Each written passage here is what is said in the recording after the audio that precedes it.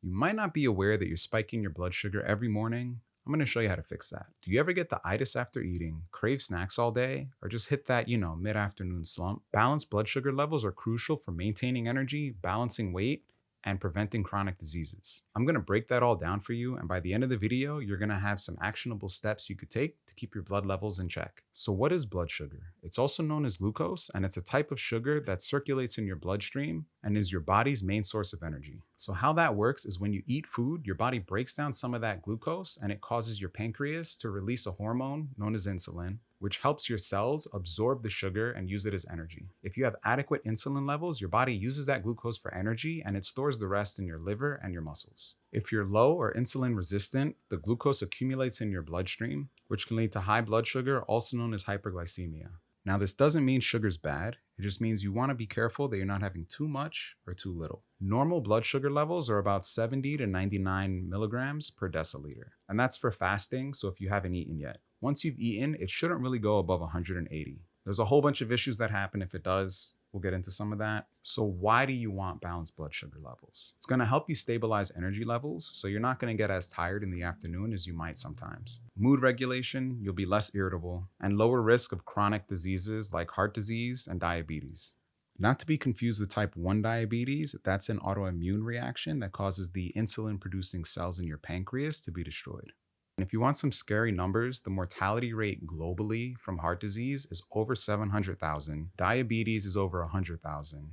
And just to put it in perspective, accidents and unintentional injuries is about 200,000. So what happens if you have imbalances in your blood sugar levels? You might start to get some energy crashes, increased cravings, snacking, sweets. I know for me, my thing was always cookies, like around 2 or 3 p.m. every day.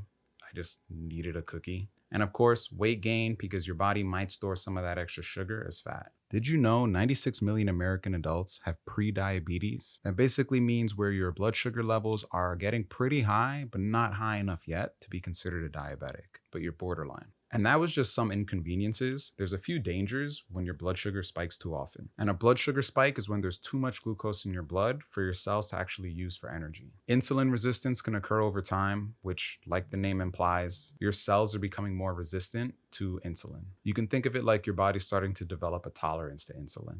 And then that can turn into type 2 diabetes. And I'm sure we all have someone in our lives, whether it's a friend or a family member, who has type 2 diabetes or might be pre-diabetic.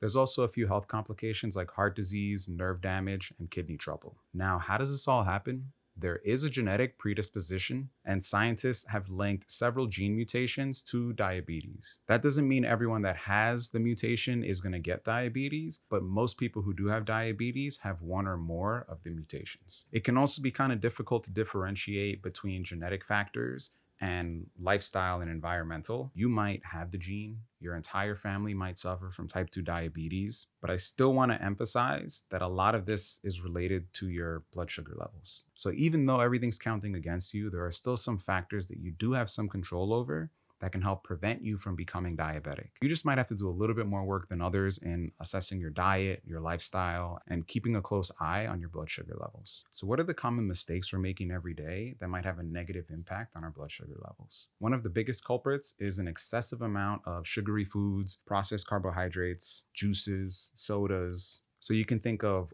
white breads, a lot of these processed flours, like if you're eating muffins or if you have a Pop-Tart for breakfast or Eggos, if you're drinking like a lot of orange juice in the morning. If you think about what a lot of people eat for breakfast, maybe they get like a bacon, egg, and cheese, or maybe they have a coffee with creamer and sugar and then a small little pastry on the side. All of that is a big no-no, especially on an empty stomach. If you're on an empty stomach, your body's going to absorb everything a lot quicker, and especially a lot of these processed sugary foods are very quick to break down because they lack protein, fiber, and healthy fats, which help to slow down your digestion. So that rapid absorption of sugar causes blood sugar spikes. And I think a lot of people don't realize that when you skip a meal, you're more likely to crave a lot of snacks and sugary things later in the day. It's always a good idea to still eat a little something. And one very underrated factor is lack of sleep and chronic stress. So just for reference, at the moment, it's recommended that you get about 7 to 9 hours of sleep. Who knows how much that number is going to change in the future? This is just what we know now. And there's also a lot of forms of stress that I don't think we realize have a big impact on our lives. I think that will have to be another video because it can get pretty in depth. It's not just,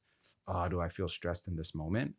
but small things like if someone cuts you off while you're driving, how do you react? If you're walking to the store to get something, do you feel like you have to get there as quickly as possible and you're rushing and weaving in and out of people? Can you just sit down with your thoughts and just chill? So both lack of sleep and chronic stress can increase your cortisol levels, which negatively impact your insulin sensitivity. Fun, but not really. Fun fact, 1 in 5 people with diabetes don't actually know that they have diabetes.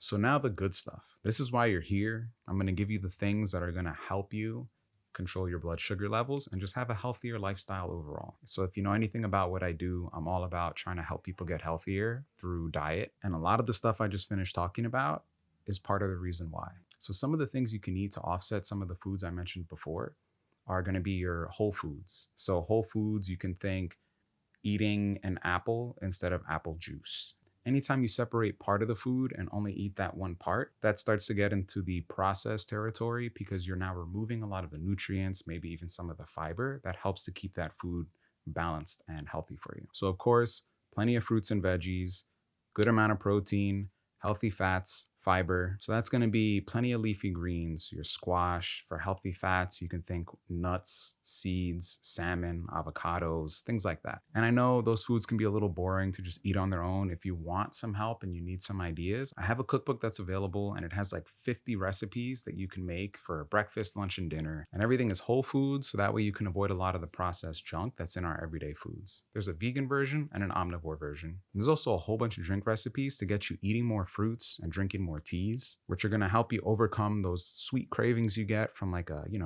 soda or an iced tea or just that thirst quenching feeling you get. So grab yourself a copy of the cookbook if you're looking for more recipe ideas. And something else that at first sounded kind of like hocus pocus, but makes a lot of sense when you break it down, is exercise. And no, that's not just the 30 minutes of walking that's recommended for everyone, but doing some kind of exercise before or especially after eating a meal seems to have a pretty big impact on how your body processes the sugars in that meal. So that could be as simple as doing a few body weight squats or going for a walk right after you ate, especially if you ate a heavy meal or something that is very starchy. And so the science behind that is two things occur when your muscles become active. One, they increase the demand for glucose, and two, they become more sensitive to the effects of insulin. So if you just sit down right after eating a heavy meal, you start to get a little sleepy, sometimes you feel a little uncomfortable. And like I said before, there's a lot of glucose going into your bloodstream. So if right after eating, you go for a walk, you're forcing your body to use all of that energy that you just consumed. Not all of it,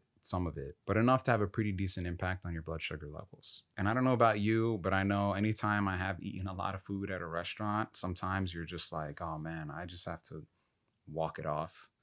And it's just kind of funny because you literally are walking it off. And I want you to remember that you have time. There's about a 60 to 90 minute window that you have to still get the same benefits. So don't worry. It's not like as soon as you take that last bite, you have to put the fork down on the table and just sprint out the door as fast as possible. You can take your time. And of course, like everyone always says, enough hydration, drinking enough water helps keep your kidneys in good shape so they can help process a lot of the blood sugar as well. And I'm going to keep saying it because I don't think people take it seriously enough. Your stress levels and sleeping enough. Those two things have a very big impact on your overall hormonal health. So blood sugar isn't just about diabetes, heart disease. It affects you in your everyday life, your energy levels, your mood, your weight, and you don't need to overhaul your entire life overnight. There's plenty of simple steps you could take to feel an impact today, whether that's adjusting some of the foods you eat and aligning more to a healthier whole food diet with less starchy foods, less sugar, less processed ingredients. Or maybe you just want to start with adding a lot more fiber to your diet. Or maybe you're just going to make it a habit of taking that 10-minute walk right after eating every day. Or maybe you're going to do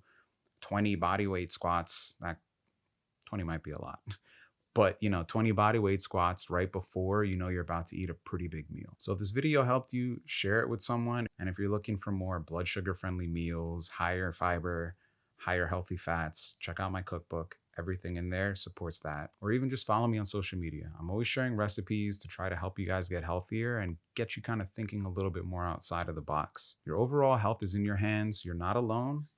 Share with me. You can share below. Let us know what commitment you're maybe going to try to take this month or what kinds of things have helped you on your journey so far to get a little healthier and just take more control over your long term health. And please never be afraid to reach out. I want to help as much as possible. So feel free to send a DM if you have any questions or anything you want to share.